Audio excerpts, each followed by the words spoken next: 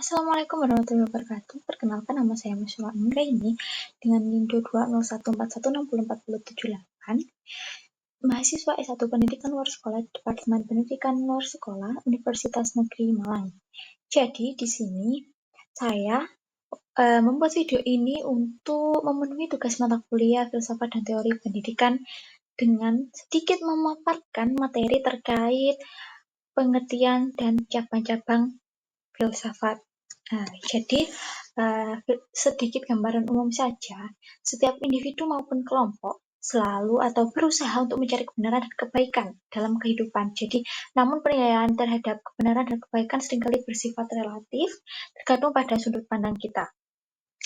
Oleh karena itu, setiap orang seringkali bersifat setiap orang memiliki dasar atau patokan tertentu dalam menentukan kebenaran ini. Jadi untuk dapat sebagai upaya memahami hakikat ataupun berfilsafat. Jadi para akademisi itu biasanya istilah filsafat itu sering digunakan dalam berbagai konteks. Jadi seperti filsafat hidup, filsafat bernegara, ataupun filsafat pendidikan. Jadi para akademisi atau para ahli filsafat ini telah memberikan berbagai definisi atau mengenai filsafat.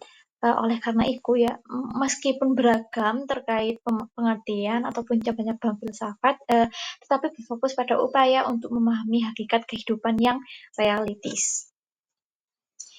Baik, untuk yang selanjutnya yaitu pembahasan. Jadi di sini saya akan sedikit membahas yang pertama ada 3 pembahasan, yaitu terkait pengertian filsafat, yang kedua terkait pendapat dan para ahli tentang filsafat, yang ketiga tentang cabang-cabang filsafat. Baik, yang selanjutnya itu terkait filsafat. Apa sih filsafat itu? Jadi, kata filsafat itu berasal dari bahasa Yunani yang berasal dari kata philos dan sophia. Jadi, philos artinya itu senang atau cinta, gemar, dan sophia artinya hikmat atau kebenaran, kebijaksanaan. Jadi kalau digabung nih, filosofi itu apa sih artinya? Artinya itu cinta atau gemar, senang pada kebenaran ataupun hikmat serta kebijaksanaan. Jadi itulah sedikit pengertian tentang filsafat. Nah, sedangkan secara harfiah, filsafat itu merujuk pada penerimaan secara tak jemu-jemu, kebenaran dan penerapan yang pas pada kehidupan kita. Jadi, kita dapat menyimpulkan bahwa filsafat adalah pencarian kebenaran dan kebaikan yang bersifat relatif bagi individu ataupun kolektif. Setiap orang memiliki dasar atau patokan kebenaran yang berbeda dengan ataupun yang mendorong upaya untuk memahami hakikat kehidupan. Begitu. Nah, untuk yang slide sekarang yaitu terkait filsafat menurut para ahli. Jadi, di sini saya mengambil 3 pengertian filsafat menurut para ahli, yaitu yang pertama yaitu menurut Plato. Jadi, menurut Plato ini filsafat adalah pengetahuan yang berminat mencapai pengetahuan kebenaran yang asli. Nah, sedangkan yang menurut Aristoteles ini bahwa filsafat adalah ilmu ataupun pengetahuan yang meliputi kebenaran yang terkandung di dalamnya. Ilmu-ilmu metafisika, logika, retorika, etika, ekonomi, politik, dan estetika. Sedangkan menurut Al-Farabi yang berpendapat bahwa filsafat adalah ilmu maupun pengetahuan tentang maujud bagaimana hakikat yang sebenarnya. Jadi berdasarkan pendapat Plato, Aristoteles, dan Al-Farabi dapat disimpulkan bahwa filsafat adalah ilmu yang berusaha mencari kebenaran hakiki yang realistis. Jadi Plato ini menekankan filsafat sebagai pencarian pengetahuan sejati, sementara Aristoteles melihat filsafat sebagai ilmu yang mencakup berbagai disiplin seperti logika, etika, dan politik. Sedangkan Al-Farabi menambahkan bahwa filsafat bertujuan untuk memahami hakikat alam yang sebenarnya. Dengan demikian, filsafat dapat dipahami sebagai upaya dalam mengeksplorasi kebenaran secara mendalam dan menyeluruh. Nah, yang selanjutnya atau pembahasan kita yang terakhir yaitu terkait cabang-cabang filsafat. Jadi cabang-cabang filsafat ini dibagi menjadi 6 kelompok, yaitu ada yang filsafat metafisis, filsafat epistemologis, filsafat metodologis dan filsafat logika, serta filsafat etis dan filsafat estetis. Gitu.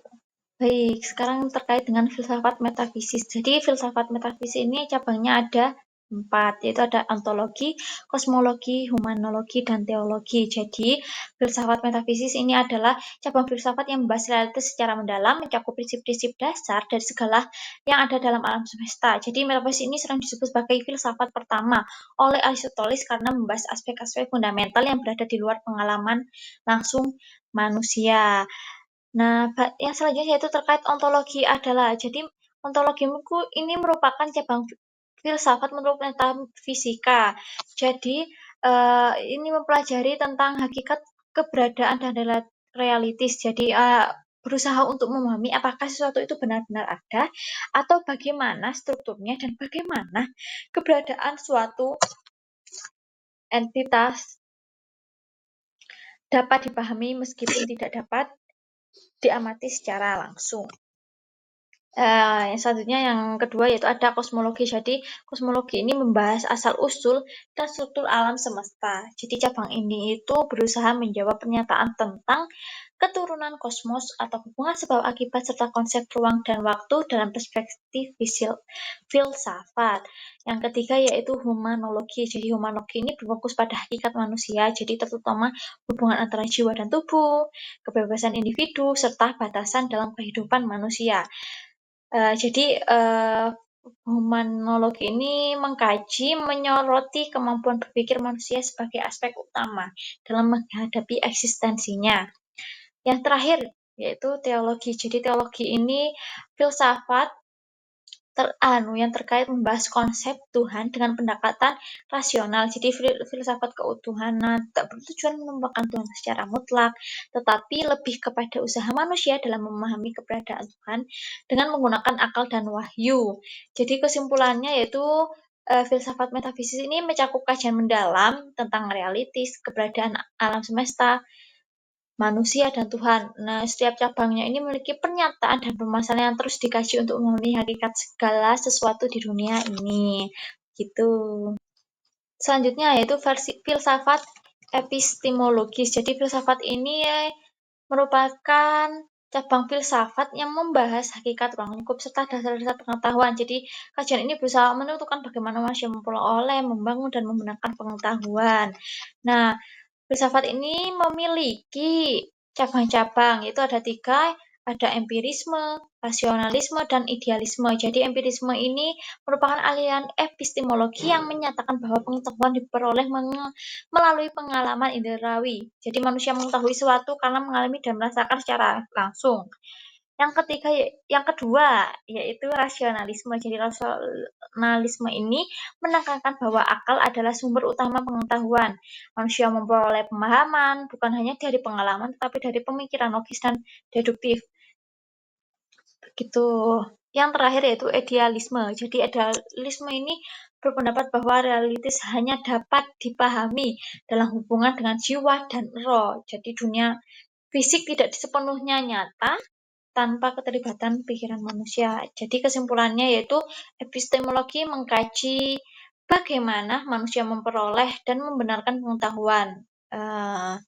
Itu setiap aliran pemberi. Jadi 3 aliran utama dalam epistemologi adalah empirisme, yaitu pengetahuan dari pengalaman, rasionalisme pengetahuan dari akal, dan idealisme pengetahuan terkait dengan jiwa dan roh.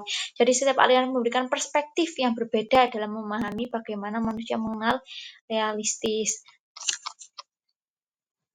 Yang selanjutnya itu terkait filsafat metodologis. Jadi, filsafat metodologis ini membahas konsep dan metode dalam memperoleh pengetahuan, baik dalam filsafat maupun ilmu pengetahuan. Jadi, metodologi berperan penting dalam menentukan cara memperoleh dan mengembangkan ilmu. Jadi, metodologi ini dibagi menjadi 2, yaitu metode ilmu khusus yang membahas metode ilmiah dan metode filsafat khusus yang membahas metode filsafati. Jadi, proses ini sederhana karena berbagai metode digunakan dalam penelitian dan pemikiran filsafat ini. Nah, ini adalah terkait filsafat logika. Jadi, logika merupakan cabang filsafat yang mengkaji aturan-aturan berpikir yang benar, termasuk dedukasi sebagai metode penyimpulan, maupun logika digunakan untuk menilai validitas argumen dan membedakan argumen benar yang salah. Jadi, filsafat logika ini berfokus pada prinsip-prinsip penalaran yang benar. Jadi, logika memungkinkan seseorang menguji validitas suatu argumen dan menentukan keabsahan suatu kesimpulan berdasarkan asumsi yang diberikan.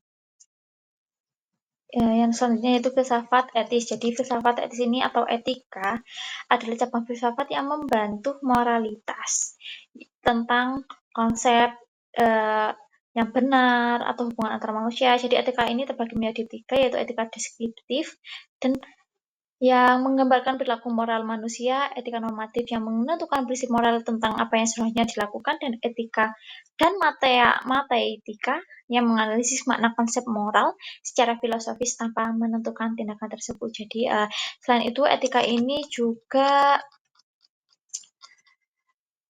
dibagi menjadi etika umum yang berlaku dalam kehidupan sehari-hari, etika khusus yang membahas moralitas dalam bidang tertentu seperti etika politik dan etika pemerintah. Jadi etika ini bukan hanya sekedar mencatat tindakan baik dan buruk, tetapi juga mencari alasan rasional mengapa suatu tindakan dianggap bermoral. Dengan demikian, etika berperan dalam membimbing perilaku manusia berdasarkan prinsip-prinsip moral yang dapat dipertanggungjawabkan secara rasional.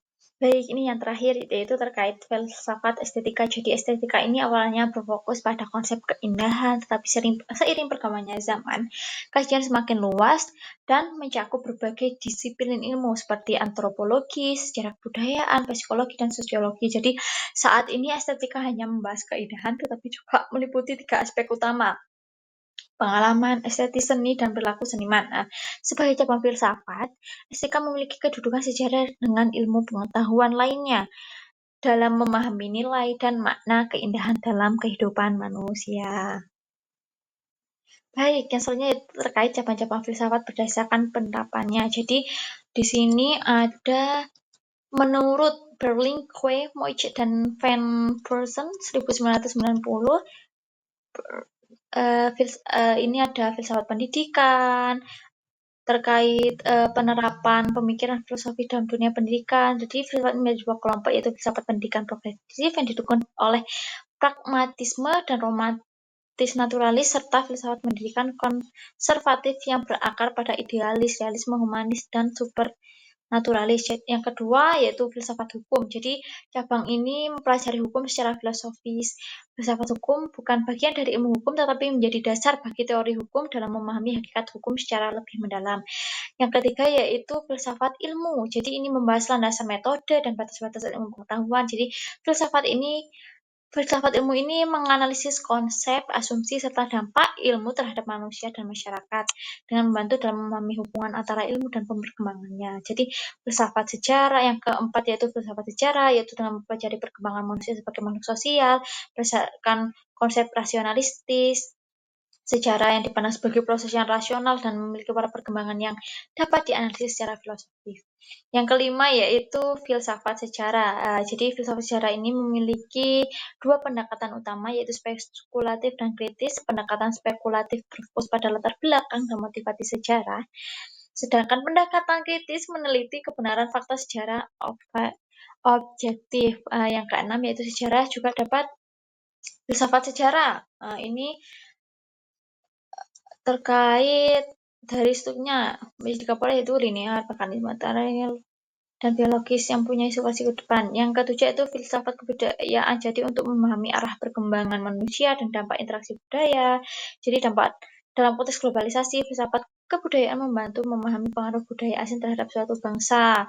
Yang delapan yaitu filsafat politik. Jadi ini tentang bagaimana masyarakat diatur dan dikelola, mencakup tata politik, sistem pemerintah, dan keseimbangan dalam kehidupan sosial. Yang kesembilan yaitu filsafat